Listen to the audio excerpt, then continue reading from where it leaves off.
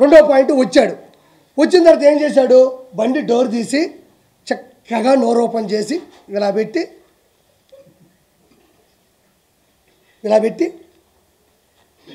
అన్నాడు. నిజంగా అన్నాడా లేదా? అన్నాడు. 100% అన్నాడు. ఒరే, మనం ఏం మనుషులవి, మనం ఏడుండాము? ఒక మనిషి అక్కడ రక్తపాతలో తలకాయ తెగిపడిపోయి 2 చేతులు తెగిపోయి ఆడ పడిపోయి చచ్చిపోయి వాళ్ళు ముస్లింలు మైనారిటీ అక్కడ పడుకొని ఏడుస్తూ ఉంటే మనోడు బండి దిగడం ఒక సినిమా. 4 పార్ట్లు చెప్తున్నా ఈ సినిమాలో నేను. మొదటి పార్ట్ బండి దిగే ఒక పార్ట్, రెండో పార్ట్ డోర్ ఇట తీసి ఇట్ట పెట్టి చేతులు ఇట్ట పెడతాడు. మళ్ళీ ఈ 2 ఇట్ట గొవ్వగా ఇట్ట పెట్టి ఇట్ట పెడతాడు.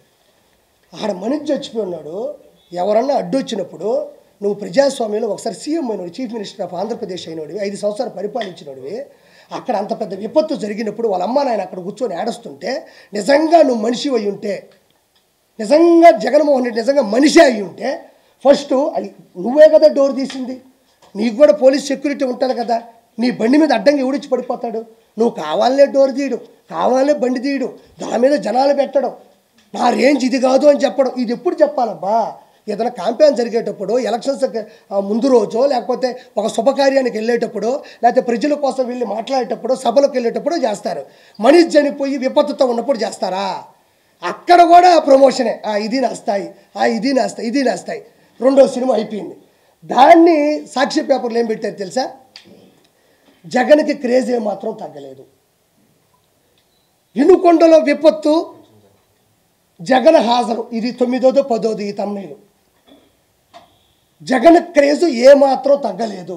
ఎవడైనా మనిషి అన్నాడు, మృగజాతి పుట్టాడు తప్ప, ఇదిగా తప్ప ఎవరైనా మనిషి అన్నాడు విపత్తులో వినుకొండలో ఒక సంచలనం జరిగితే జగన్ క్రేజు ఏమాత్రం తగ్గలేదు అని ఎక్కడైనా ఏ పేపర్లైనా వేస్తారా, ఏ టీవీలైనా వేస్తారా? ఒకసారి యూట్యూబ్లో తొంగి చూడండి ఒకసారి.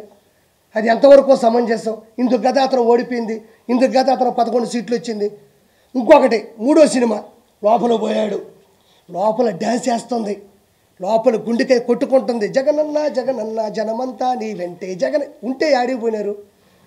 జనమంతా నీ అంటుంటే 11 సీట్లు ఎందుకు వచ్చినాయి నీకు? ఆడ కూర్చున్నాడు. ఆడ కూర్చోకొని వాళ్ళందరినీ పెట్టుకొని మైండ్ చెడిపింది ఆ మనిషికి. పెట్టుకొని ఇంకా స్టార్ట్ చేశాడు. ఏం కాదమ్మా, నీ కొడుకుకి న్యాయం జరుగుతుంది. నేను ప్రతిపక్ష హోదా లేకపోయినా ప్రతిపక్ష నాయకుడిగా ఉన్నాను, నేను పోరాడతాను, నేను నిలదీస్తాను, నీ బిడ్డ పోవడం నాకు బాధగా ఉంది. ఆడిపోయి అమ్మ ఒడమ్మా మనిషికి 15,000 అన్నాడమ్మా, ఒకరికి 15, ఇద్దరికి 30 చెప్తారా? వాళ్ళకి అర్థం కాదు, నోరు తెరుచుకొని చూస్తూ ఉన్నారు.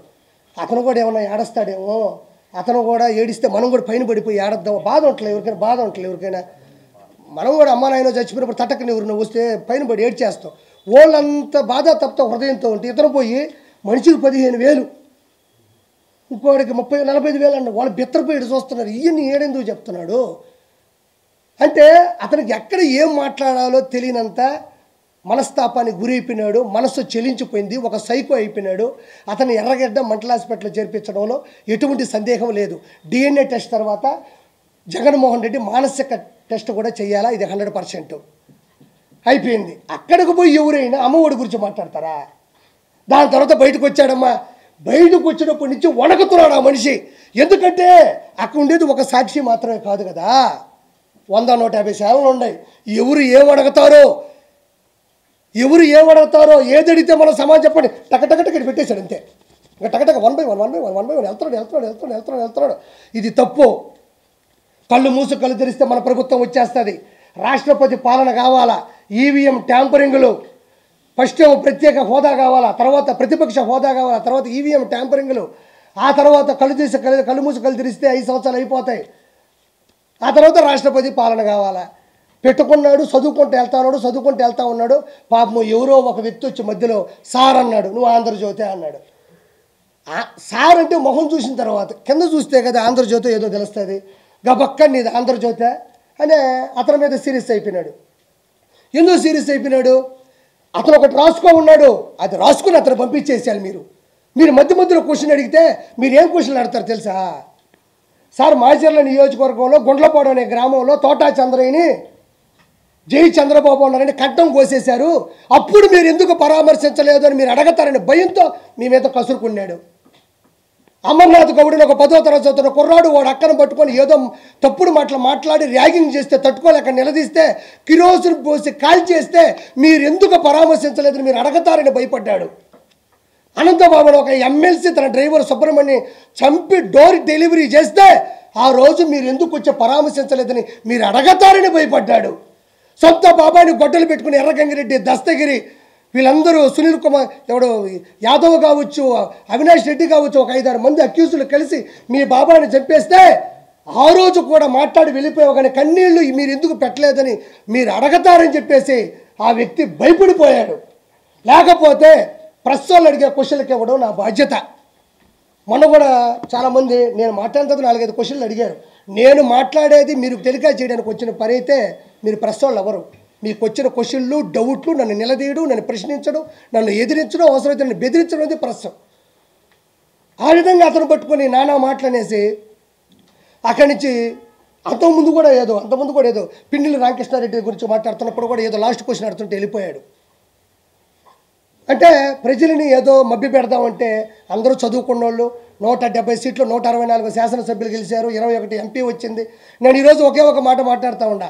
26 జిల్లాల్లో ఉండే 175 నియోజకవర్గాల్లో పులివెందుల, రాజంపేట, బద్వేలు, పొంగనూరు, తంబాలపల్లి, తర్వాత వచ్చేసి దర్శి, ఎర్రగొండపాలెం, మంత్రాలయం, ఆలూరు, పాడేరు వరకు 11 నియోజకవర్గాలు మాత్రం ఎందుకు గెలిచినావు? కడప, రాజంపేట, తిరుపతి, అరకు 4 ఎంపీ సీట్లు మాత్రం ఎందుకు గెలవాల్సి వచ్చింది? 11 నియోజకవర్గాలు 4 ఎంపీ సీట్లు మాత్రం గెలవాల్సినంత అవసరం ఏముంది? జనాలు ఆ రోజు కూడా చెప్పులతో కొట్టి చేత్కరించారు. ఈ రోజు నేనేమంటున్నా అంటే నా బాధ ఏమీ లేదు. ఫైనల్గా మీకు చెప్పేది ఒకటే, ఇతను రావణ కాష్టం సృష్టిద్దామని బీహార్ నుంచి కొన్ని వేల మంది జనాలు తీసుకొని వచ్చేస్తారు. 140 నుంచి 160 సీట్లన్నా వేమిరెడ్డి గారు గెలుస్తారన్నా, పవన్ కళ్యాణ్ గారు భారీ మెజారిటీతో గెలుస్తారన్న, తిరుగులేని మెజారిటీ కూటమి గెలుస్తారని చెప్పిన జగన్మోహన్ రెడ్డి వెంకటేశ్వర స్వామి చేత కాలుతో తన్నించబడతాడని కూడా మీకు చెప్పిన. ఈరోజు కూడా చెప్తా ఉండా, అతను రావణ కాష్టం సృష్టించడానికి సిద్ధంగా ఉన్నాడు. అంటే మధ్యంతర ఎన్నికలు అంటే ఏమంత అవిశ్వాసం జరిగింది, ఏమంత అవిశ్వాస తీర్మానం ఉంది, ఏమంత ఒక వ్యక్తి, ఒక రషీద్ అనే కుర్రాడు, ఒక జలాన్ అనే కుర్రాడు, ఇద్దరు ముస్లిం మైనారిటీ సభ్యులు, ఇద్దరు కూడా ఆల్రెడీ వైఎస్ఆర్సీపీలో ఉన్నోళ్ళే. వాళ్ళు వైఎస్ఆర్సీపీలో ఉన్నారు, ఫోటోలు దిగుతున్నారు. వాళ్ళు ఒక 5-10 సంవత్సరాల నుంచి కూడా గొడవలు పెట్టుకొని పెట్రోల్ మీద వాళ్ళ బైక్ మీద ఇతను దాడి చేయడం, వాళ్ళ చెల్లిని ఇతను ఏదో అనడం, వాళ్ళ మీద కూడా ఎఫ్ఐఆర్లు కూడా ఆల్రెడీ బుక్ అయ్యి ఉండే స్థానికంగా కూడా వినుకొండలో. ఇవన్నీ ఉన్నప్పుడు జగన్మోహన్ రెడ్డి ఒకటి చేయాలి, రావాలి, అమ్మ మేము ప్రశ్నిస్తాం, మీకు న్యాయం చేస్తాం, మీరు చనిపోయిన దానికి మేము బాధపడుతున్నాం, డబ్బులు ఇప్పిస్తామని చెప్తాం. వచ్చి రాగానే ఇది చేసింది టీడీపీ వాళ్ళిద్దరూ వైఎస్ఆర్సీపీ అయ్యి ఉంటే, నీ కార్యకర్తలు అయ్యి ఉంటే, వాళ్ళకి పడకపోతే వాళ్ళు చచ్చిపోయినా కూడా ఒక మనిషిని విడదీసి టీడీపీలు వేస్తావా? అది ఎంతవరకు సమంజసం? అదేమన్నంటే ఫోటో దిగు, ఏవయా నేను కూడా ఒక బర్త్డే చేసుకుంటా, 10 మందిని పిలిస్తే 20 మంది వస్తారు, వాళ్ళు వచ్చి నాతో ఫోటో దిగి నోట్లో ఒక కేకు పెట్టినప్పుడు నోరు మూసుకుని ఉంటాను. నేనా నోరు తెరుస్తాను కదా? నోరు తెరిగినా అది సభా మర్యాద కదా? నోరు తెరిగినా వాళ్ళు ఏమన్నా చెప్పండి, ఏమన్నా ఎమ్మెల్సీయా, జడ్పీటీసీయా, ఎంపీటీసీయా, లేకపోతే వాళ్ళు ప్రధాన కార్యకర్తలా, లేకపోతే మీ చేత సభ్యత్వం తీసుకున్న వాళ్ళు వైఎస్ఆర్సీపీ టీడీపీ అని చెప్పడానికి, లేకపోతే ఇంతకుముందు ఎమ్మెల్యేలా, లేకపోతే ఒక స్పోక్ పర్సన్సా, లేకపోతే అంతర్జాతీయ ప్రధాన కార్యదర్శులా, వాళ్ళని వీళ్ళు టీడీపీ అని చెప్పడానికి వాళ్ళు చేసినటువంటి ప్రోత్సాహంగా ఉన్నటువంటి వాళ్ళకు ఉన్నటువంటి పదవి ఏంది? వాళ్ళు సామాన్యంగా ఎవరుంటే వాళ్ళ జోలికి వెళ్ళేవాళ్ళు. కాబట్టి ఆ విషయంలో కూడా వాళ్ళిద్దరు వైఎస్ఆర్సీపీ కార్యకర్తలు, వాళ్ళు కొట్టుకున్నారు, చనిపోయినారు. కానీ అందరం కూడా బాధపడాల్సిన విషయం ఏంటంటే వాళ్ళు ఆ విధంగా కొట్టుకోవడం, చనిపోవడం, నడి రోడ్డు మీద కూడా జరగడం అనేది వాళ్ళ తల్లిదండ్రులు తీరని దుఃఖం. అది వాళ్ళు త్వరగా కోలుకోవాలని ప్రభుత్వం కూడా వాళ్ళకి మంచి చేయాలని మనస్ఫూర్తిగా కోరుకుంటాం తప్ప అది వచ్చేసి టీడీపీ వీళ్ళు వచ్చేసి అంటే అతను పరామర్శించాలంటే ఎన్ని పరామర్శించకూడదు. ఒక చిన్న రుజువు ఇస్తాను. మనోడు ఏమన్నా అంటే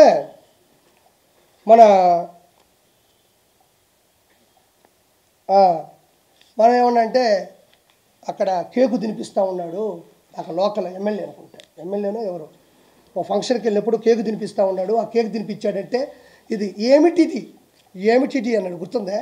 ఏమిటిది అన్నాడు అంటే కేకు తినిపిస్తున్నప్పుడు వాళ్ళ మనుషులే కదా అన్నాడు. ఈరోజు చూడండి, ఇతను వచ్చి సునీల్ కుమార్ యాదవ్, ఇది బాగా చూడండి ఒకసారి. ఈవిడ వచ్చి భారతీరెడ్డి గారు, జగన్మోహన్ రెడ్డి గారు సతీమణి. వచ్చిందా?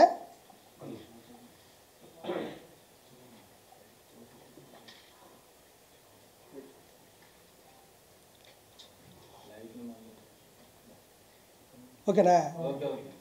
అంటే ఈ సునీల్ కుమార్ యాదవ్ అనే వ్యక్తి ఎర్రగంగిరెడ్డి, దస్తగిరి, భాస్కర్ రెడ్డి, తర్వాత అవినాష్ రెడ్డితో పాటు మన వివేకానంద రెడ్డి గారిని చంపిన కేసులో ప్రధాన నిందితుడు. ఆల్రెడీ అతని మీద కేసు ఫైల్ ఉంది. ఎప్పుడు జైలుకి వెళ్తారో తెలియదు.